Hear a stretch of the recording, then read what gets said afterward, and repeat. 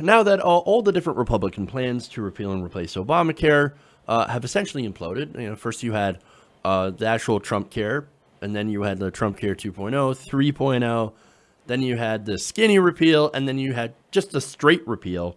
All of those things imploded. They couldn't happen. Now that all of that did happen, the voters are pretty pissed. And look, they were pissed at the Republican Party for not just failing to repeal and replace, but they were actually just pissed that they tried to change it in the first place.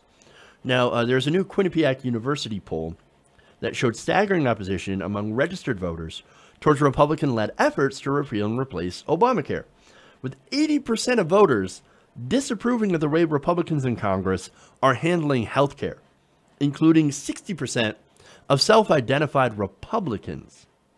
Oh boy. Now you could say, okay, look, they didn't handle this well, right? But don't worry, we like their ideas. They just handled it very, very poorly. That's all. Okay, well, no, actually.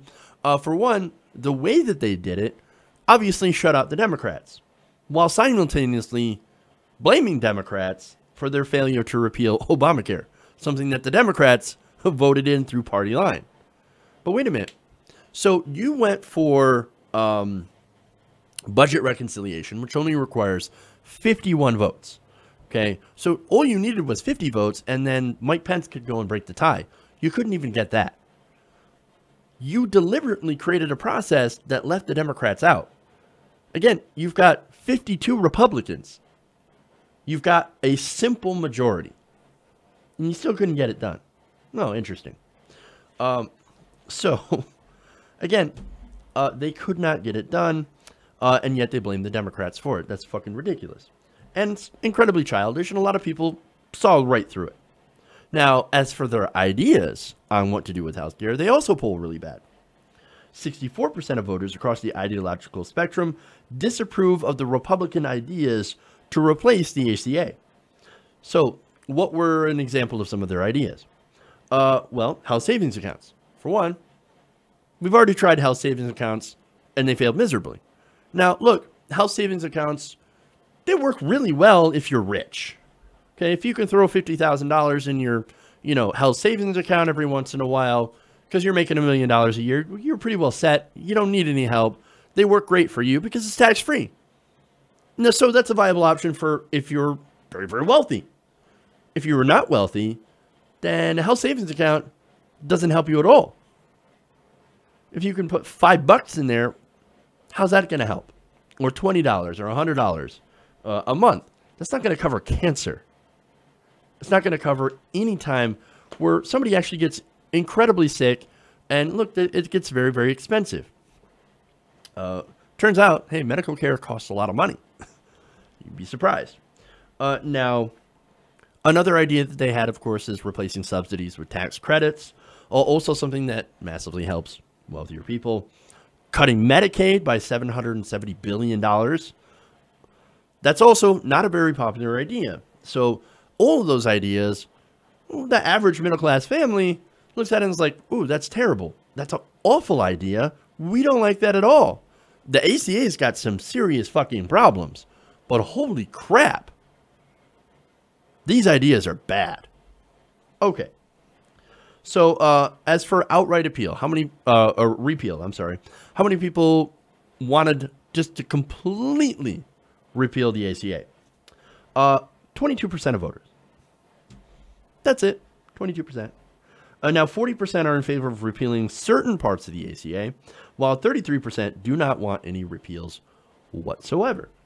Now, look, I know at least one of the parts that a lot of voters want to repeal, and that's, of course, the individual mandate. It's very, very unpopular, and I can understand why. But at the same time, I've explained in previous videos why removing that individual mandate would actually cause... Look, Republicans are claiming that, oh, Obamacare is in a death spiral. Okay. Not really, but okay, sure, whatever. If you actually remove the individual mandate, that will actually put it into a death spiral. Because look, if there is no compulsion to buy private insurance when you're healthy, the insurance market will be saturated with people who are sick, who require care. Oh, see, yeah. It turns out that the way insurance works is that healthy people have to subsidize sick people. I know, shocking, right? No, are you kidding me? I didn't know that about insurance. No, that's how insurance is supposed to work. That's the insurance model. That's the only way it works. You have to have healthy people in there to subsidize the sick. That's how any healthcare system is supposed to work. If it doesn't, then it becomes heavy and incredibly expensive because there are so many people who are sick. But anyway, I understand why people want to get rid of it. They don't want to buy something that they think that they don't need. And I totally get that.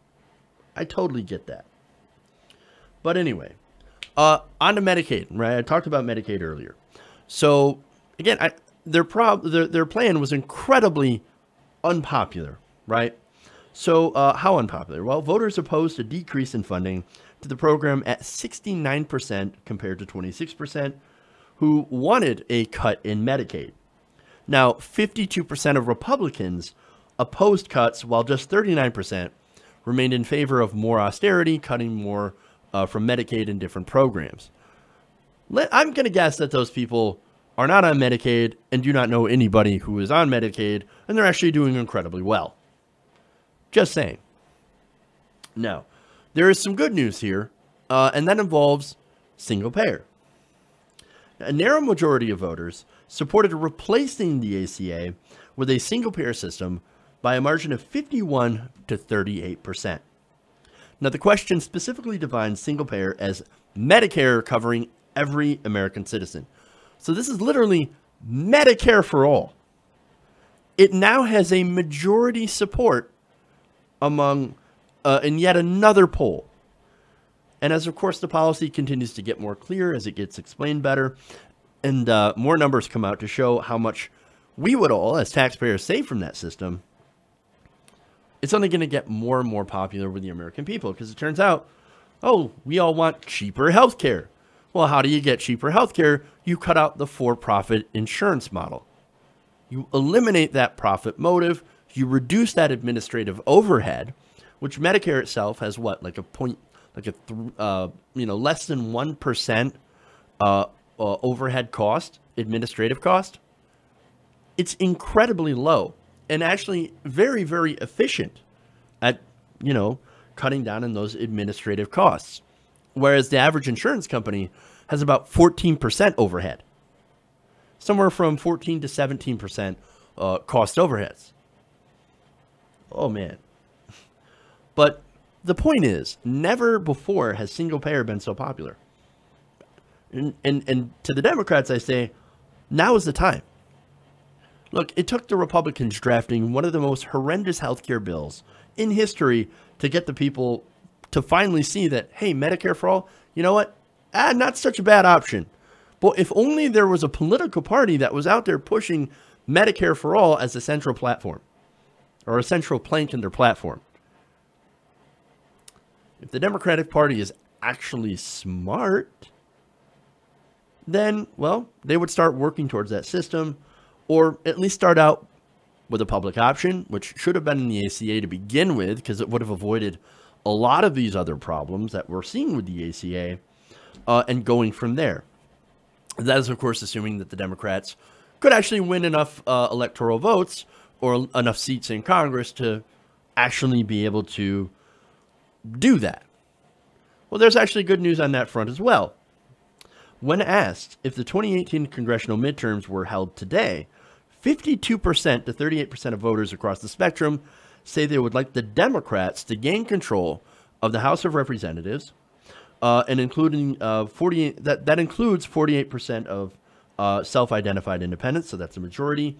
And when it comes to the Senate, 53% of voters and 49% of independents said that they would like to see the Democrats take over the Senate as well. Imagine that, man. And imagine, too, and this is what I'm going to add to this, imagine if they were not just Democrats, but they were Justice Democrats. Now we're talking. Because look, right now, though, the voters are saying, yeah, we just voted in these Republicans, and it turns out they suck. Maybe we'd actually like to give the Democrats another shot. But make no mistake, even though they're saying that they would rather vote for Democrats, it doesn't mean the Democrats are popular. No, no, no. In fact, the Democratic Party overall still has a favorability of only 36%. Sad. But what's more sad is that the Republicans are actually faring worse. They have just a 22% favorability. You know why? It's because they don't govern. They don't know how to govern. They don't want to govern. Now, why is that? It's because I believe that the Republican Party is a nihilist party. Okay? Look, they don't build anything. They don't create policy. Their entire existence at this point is to tear things down, to tear down policy. They are regressive. They roll back regulations. They eliminate taxes. They try to get rid of social programs. Their entire purpose right now is not to govern, but it's simply to stop all progress. That's their stated mission. When you look at what they're doing, that's what they want to do. Okay? They're the anti-governing party. They do not believe in governance. The less governance, the better to them. And look, that translates into the less government, the better. And how many times have you heard a Republican say that? Oh, the government that governs best is the government that governs least. They're the anti-governance party. So is it any surprise that since they hate governance so much that they would suck at it? Shouldn't surprise anybody. Now, there's next result is still actually kind of sad, though, considering how bad the GOP does on healthcare. Just 56% of voters think Democrats can do a better job on healthcare. And 56%, that is a sizable majority. But it should be higher. Again, the Republican Party is the nihilist party. They're like, we will give you nothing. We're going to give ourselves, our rich donors, tax cuts, and we're going to cut your Medicaid. And yet, only 56% of voters trust the Democrats to do better on healthcare. Like, I don't know, that guy wants to burn my house down. But then again, I mean, the Democrats, I mean, I guess they kind of want to help. Again, it's really sad, and it's because nobody has any sort of confidence in the Democratic Party because they have also shown that they serve their very wealthy donors. So, now look, some of them are starting to figure out that, you know what, maybe we should have a plan on healthcare. Because look, up to this point, all they've been doing is defending the ACA. They've been resisting, right? Okay, well, maybe you actually have to do something a little bit more than just resist. And some are actually figuring that out, like, oh, yeah, maybe we should craft some policy. Maybe we should figure out a plan to fix the ACA and actually present it to, I don't know, the public. Yeah, that would be smart. That's politically smart. It is, look, we tried resisting against Trump during the election and setting it up as, hey, man, we don't want to elect this crazy buffoon. And the American people were like, nah, let it go. Let's give him a shot. Which is ridiculous. And look, that is the fault of the Democratic Party, who did not actually run on anything. And now, thankfully, some of the Democrats, even Chuck Schumer, are like, hey, you know what would be a great idea if we actually ran on something? Let's craft an economic plan. Now, look, it's not great, that economic plan. It's not going to go far enough, of course. And look, a lot of it is just platitudes. But at the same time, at least they got the hint that, oh, right, it's not enough to just say Trump is bad. No shit, we all know Trump is bad. Even Republicans are like, yeah, Trump sucks, but what are we going to do? Like the Democrat? All right. But anyway, look, as far as speaking of plans, right? There's still really no plan out there, really major plan at least, to fix what's wrong with the ACA, not from the Democrats. Now, it's a good thing that us progressives are here, so we can, of course, as usual, lead the way. John Conyers, for example, in the House, he keeps reintroducing H.R. 676. That's Medicare for All. You also have Bernie Sanders, who's working on releasing his version of Medicare for All. So look, help is on the way. And it's coming, of course, from the progressive wing of the Democratic Party and not from the centrist corporatists who are just like, I don't know, ACA is pretty good. It's not. Now, one more thing.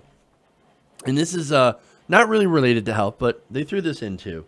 Quinnipiac asked about transgender rights. Now, that's been getting a lot of attention since Trump was like, hey, I know, let's ban the transgenders from the military because of the tremendous medical costs of all the transgenders getting their surgeries and stuff. Okay. So now, Quinnipiac asked, are you in favor of transgender people openly serving in the military? According to the poll, 68% of voters, including 55% in military families, believe transgender individuals should be able to serve openly in the military. 89% of those surveyed also believe that it should be illegal for an employer to discriminate based on an employee. To discriminate against an employee based on their sexual orientation. Now, it did not ask about gender identity, which would have fit into the transgender question. But nonetheless, look, this shows you, for one, this poll shows that America is not only ready for a progressive healthcare plan. 51% want Medicare for All. They hate the GOP plan. 80% of Americans despise the GOP's plan. And not only that, but on transgender rights, for example, serving in the military and making sure we don't discriminate against people for being gay or bi. This is far more progressive. This is painting a picture that America is far more progressive and far more liberal than any of the senators. And look, even more than the centrist Democrats, the corporate Democrats, will allow you to know. Very interesting. So, look, on these issues, look, progressives win. Democratic Party, take note. Don't just go to the mushy middle, okay? You shouldn't be going to the center. Oh, but no, governance happens at the center. No, it doesn't. Not in this day and age. There might be a time there we're actually used to. Now, look, have you seen the Republicans for the last 8 years? Governance does not happen in the center. President Obama continued to push centrist policy to try to get Republicans to sign on, even going over to some right-wing policy, and still, they slapped it away. They slapped it away. We're not interested in working with you. You know what we're interested in? Fucking domination. So you know what? Let's take a play from the Republican playbook. You want to play hardball? Well, we can play hardball. And the only difference is, yeah, you can play hardball really well. You've got great messaging. But we have the policies. We have better policies. Not only do we have better policies, but we've got the people behind us. And that's something that you do not have. So, Republicans, man, if the Democratic Party gets their head on straight and actually embraces the will of the voters, and they actually start being bold and pushing for bold progressive change, then they should crush the Republicans in 2018 and in 2020. Because again, we're right on the policy, we're right on the issues, and we actually know how to govern. Hey everybody, thanks for watching this video.